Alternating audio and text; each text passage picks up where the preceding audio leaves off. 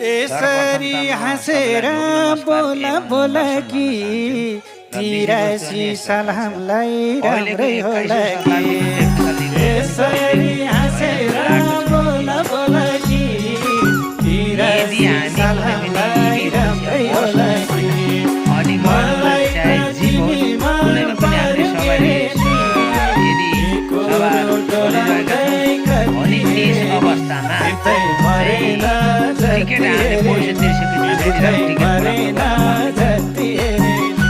श्रीमान चित्तै महोदयसँग मरेन मेरो विनम्र अनुरोध जति छ कि रे सबैले सक्दो सेयर गर्नुहोस् सक्दो सेयर गर्नुहोस् सक्दो सेयर गर्नुहोस् र यो चाहिँ मन्त्रीमण्डलसँग महोदयसँग पुगोस् भनेर भन्ने एउटा धारणा मात्र हो।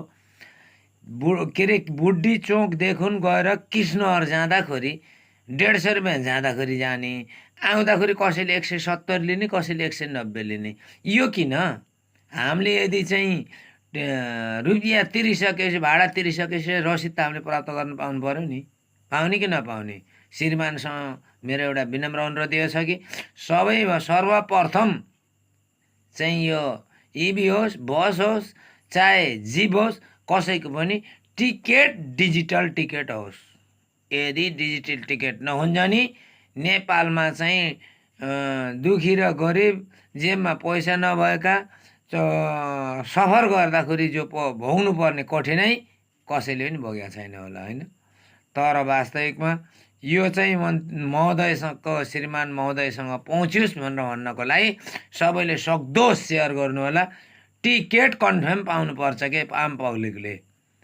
जाँदाखेरि 150 मा जाने आउँदाखेरि 190 तिर्ने 40 रुपियाँ कसरी बढ्यो उत्तिएर मिन्टमा 40 रुपियाँ बढ्यो किन बढ्यो त भनेर भन्दा तेल महँगो छ होइन।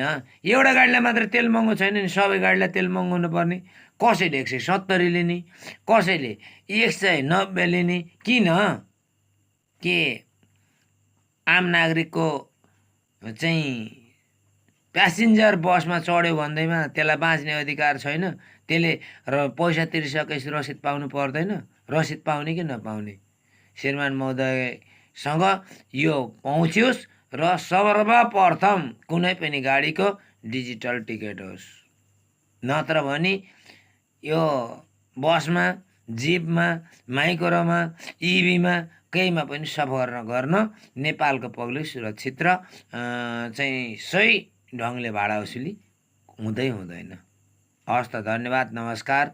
सेयर सब्सक्राइब अनि लाइक गर्न नभुल्नु होला। ज्यादाभन्दा ज्यादा सेयर गरी लाइक गरी श्रीमान महोदय गृहमन्त्री